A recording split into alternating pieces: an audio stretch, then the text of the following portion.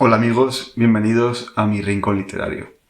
Hoy os quiero hablar sobre Fahrenheit 451, un clásico de la literatura universal, escrito por Ray Bradbury en 1953.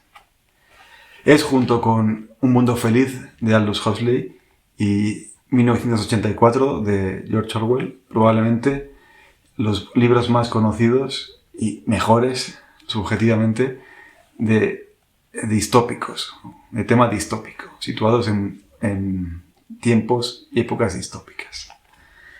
Bien, el libro trata de un futuro, puede que es muy lejano, puede que muy cercano, un futuro distópico en el sentido de que es peor de lo que nos gustaría que fuera, en el que los bomberos se dedican a quemar libros. El protagonista es un bombero llamado Guy Montag, que su trabajo es quemar libros, porque el Estado los considera enemigos del Estado. En esa época hay una tiranía en el Estado, un gobierno autoritario, totalitario, que censura la libertad de expresión y hace que se quemen los libros, para que la gente no piense, ¿sí? Para mantener a la gente bajo control, porque la gente ignorante siempre es más fácil de gobernar. Y en los libros siempre se esconde pues todo aquello que nos lleva a la libertad. Primero a la libertad de pensamiento y luego se materializa en la libertad social. Fahrenheit 451 significa la temperatura en grados Fahrenheit a la que arde el papel. Y de ahí el título muy, muy propio. Ray Bradbury, aparte de Fahrenheit 451, tiene más obras. Por ejemplo, otras famosas son Crónicas marcianas. Y a pesar de estar englobado o encasillado como autor de ciencia ficción, es un autor con una muy buena prosa y con ideas muy, muy interesantes. Dentro de la ciencia ficción hay como dos ramas. Está la ciencia ficción dura, la ciencia ficción blanda. La ciencia ficción dura, digamos que es, dentro del género, una ciencia ficción muy, muy científica, muy técnica. Y sus autores, pues, la mayoría son científicos o están muy empapados de la ciencia y tratan de hacer novelas muy, muy realistas, hablando, pues, hipotéticamente de un futuro hipotético, ¿no? Pero lo más realistas posibles. Y se llama ciencia ficción dura. Y luego está la ciencia ficción blanda, que no es tan importante el trasfondo, no le dan tanta importancia a detalles de cómo sería el futuro o cómo ha llegado la tecnología a crear ese futuro, sino que utilizan como, digamos, el marco de esa sociedad o el marco de ese futuro para lo interesante, la esencia, que es una esencia literaria o un mensaje, enmarcarlo ahí. Y este libro, pues, pertenece a eso. Es importante porque de lo que realmente habla es de la libertad de expresión, del derecho a expresarse y de cómo los gobiernos totalitarios en todas las épocas, no solamente en futuros distópicos, sino en el pasado y en el presente, incluso todavía, en aquellos gobiernos tiránicos o totalitarios, o en el que están gobernados por dictaduras, casi siempre lo primero que hacen es censurar la información, poner un filtro, incluso un ministerio de la verdad, como tenemos desde hace poco en España también, o tratar de poner una línea única de pensamiento o una serie de diarios o de noticias únicas y todo lo que se salga de ahí pues es eliminado o censurado. Aquí se lleva al extremo, es quemar todos los libros, ese es el trabajo de los bomberos, pero es una realidad. O sea, aquí se hace de forma grotesca, pero lo que sucede en el mundo no es tan diferente. Por ejemplo, pues en China, por ejemplo, no sé si ahora mismo tendrán el 100% de libertad de expresión o de libertad de acceso a la información, pero siempre han tenido los medios de comunicación muy capados, tanto Internet como la serie de libros que se publican y se venden en ese país. Pero igual pasó en España, en la dictadura franquista, también pues, había una censura en la información. Igual que pasa en el resto de dictaduras que ha habido, que hay y que habrá. Es una característica de la dictadura. Censurar la información. Censurar la libertad de expresión. Considerándola, como en el libro, enemigos del Estado. Claro, porque si te meten ideas diferentes a la idea única que le quieren meter, pues ya, claro, es un enemigo del Estado, y con razón. Entonces, esto sobre todo es un canto a la libertad de expresión.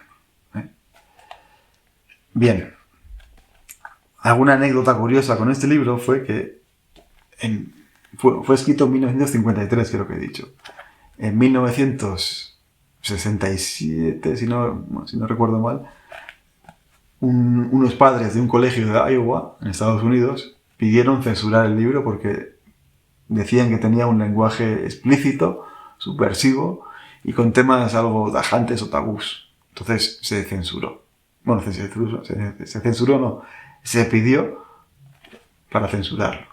Entonces Ray Bradbury, en vez de oponerse, lo que hizo fue poner asteriscos en aquellas palabras o aquellos párrafos que se consideraban como tabús o lenguaje explícito. Y en aquella edición le puso asteriscos a todas aquellas, y de esa forma resaltó aún más el mensaje que estaba diciendo, el de la censura. Después, creo que también en la década de los 70 en Argentina, en alguna zona que estaba con un conflicto de dictadura en aquella época, un conflicto militar, también se censuró, o se propuso para censurar. También se consideró un enemigo del Estado este libro, porque tenía ideas, pues que tal.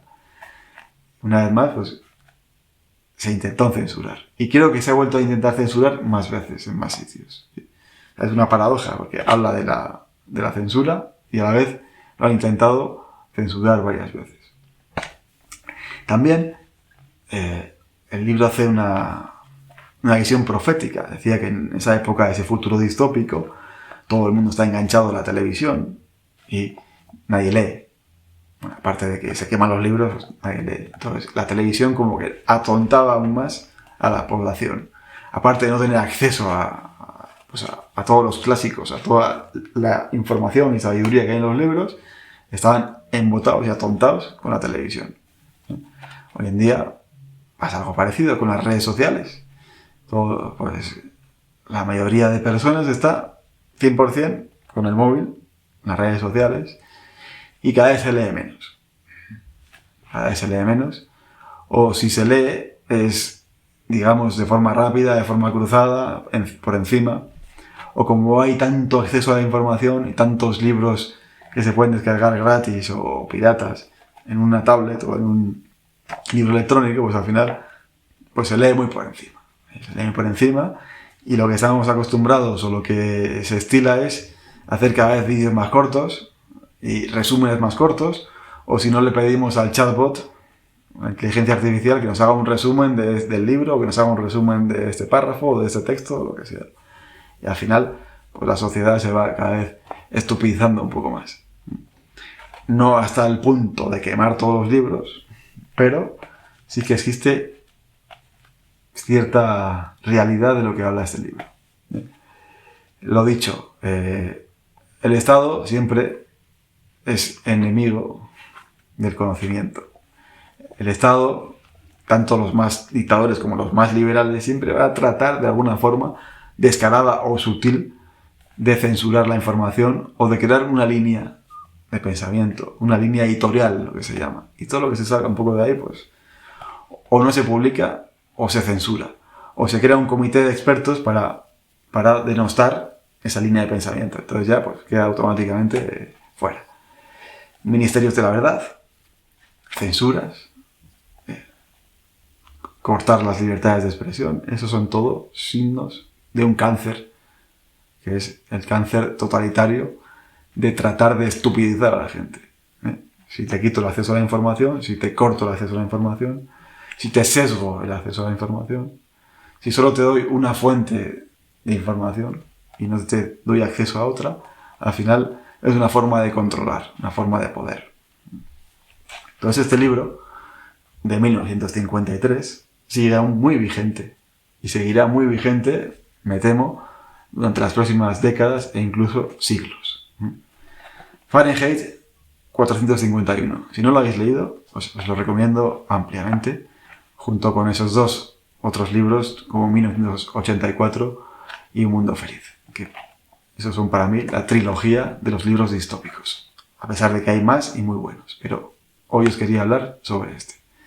Pues nada, gracias por permanecer conmigo en el Rincón Literario estos 10 minutos. Espero que os haya sido de utilidad y hasta la próxima reseña o comentario de otro libro.